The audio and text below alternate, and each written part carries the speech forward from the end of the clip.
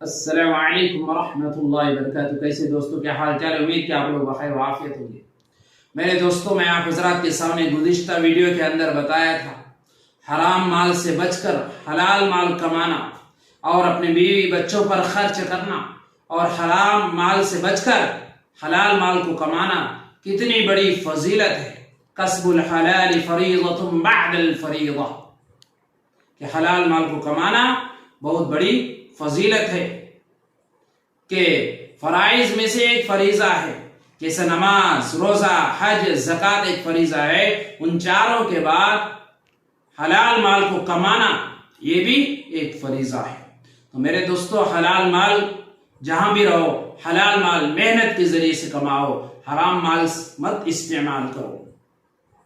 اگر کوئی آدمی حرام مال کو استعمال کرتا ہے، حرام مال کماتا ہے، تو اس کے بارے میں آج کا ٹاپک ہے، اس کا کیا انجام ہے، اس کا کیا نقصان ہے۔ تو میرے دوستو، حدیث کی طرف چلتے ہیں۔ حدیث کا میں خلاصہ بتاؤں گا، لمبی حدیث ہے، طویل حدیث ہے۔ تو میرے دوستو، حدیث کو روایت کرنے والے حضرت عبداللہ ابن مسعود رضی اللہ تعالی عنہ ہے۔ آپ صلی اللہ علیہ وسلم نے ارشاد فرمایا، کوئی آدمی حرام مال کما کر اور وہ صدقہ کرے اور وہ سوچے کہ میرا صدقہ قبول ہو جائے گا، ہرگز قطعاً اس کا صدقہ قبول نہیں کیا جائے گا اور نہ اس کو کچھ بھی ثواب ملے گا، یعنی کچھ بھی ثواب نہیں ملے گا۔ اور اسی طرح وہ اپنے حرام مال کما کر اپنے اہل و عیال پر، اپنے بیوی بچوں پر، اپنے رشتہ داروں پر، اپنے ماں باپ پر خرچ کرتا ہے، اور وہ سوچتا ہے، وہ سمجھتا ہے، وہ گمان کرتا ہے کہ اس کے ذریعے سے میری روزی روٹی میں برکت آئے گی۔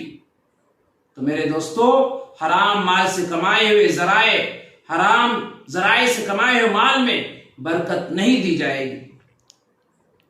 جو شخص اپنے پیٹھ پیچھے، یعنی مرنے سے پہلے، حرام مال کو اس دنیا میں چھوڑ کر چلا گیا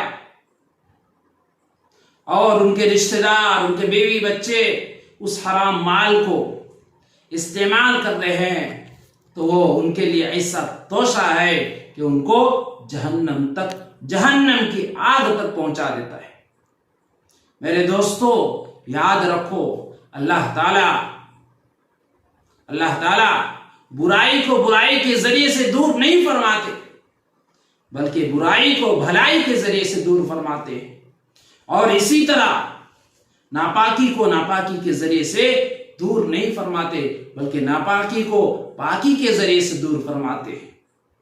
تو میرے دوستو، آدمی کو حرام مال فائدہ نہیں پہنچاتا ہے، آدمی کو پہنچاتا ہے، فائدہ پہنچاتا ہے تو حلال مال اس کو فائدہ پہنچاتا ہے۔ تو میرے دوستو، حرام مال سے بچتے رہنا، سود سے بچتے رہنا، وڈی سے بچتے رہنا، حلال کماؤ، محنت کے ذریعے سے کماؤ، محنت کرو، پسینہ بہاؤ اور اپنی بیوی بچوں کو پالو۔